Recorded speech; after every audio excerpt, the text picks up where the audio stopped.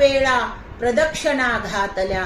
भगवान शिवने आश्चर्याने विचारले, गणेशा, तू पृथ्वीची प्रदक्षिणा करायला गेला नाहीस?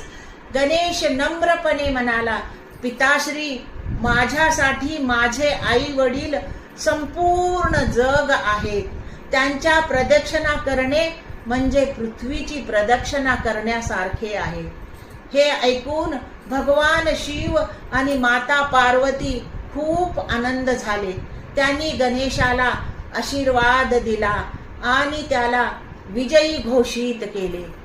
थोड्या वेळाने कार्तिक स्वामी पृथ्वीची प्रदक्षिणा करून परत आले. ते खूप आनंदी होते, पण गणेश जिंकले आहेत हे ऐकून त्यांना आश्चर्य वाटले. भगवान शिवांनी त्यांना सर्व सांगितले. कार्तिक स्वामीने गणेशाच्या बुद्धीचे कौतुक केले आणि त्यांना अभिनंदन केले. त्यानंतर गणेशाचा विवाह आधी झाला. त्यांचा विवाह रिद्धी आणि सिद्धी यांच्याशी झाला. पुढे त्यांना शुभ आणि लाभ असे 2 पुत्र झाले. कैलास पर्वतावर आनंदाचे वातावरण निर्माण झाले.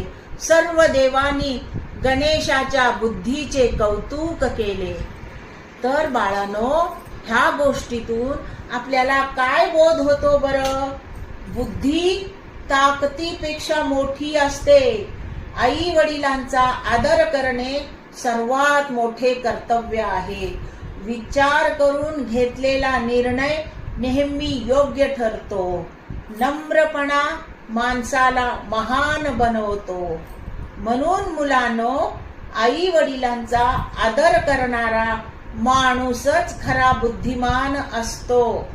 तर बाळांनो, माझ्या चॅनलला लाईक करा, शेअर करा, सबस्क्राईब करा.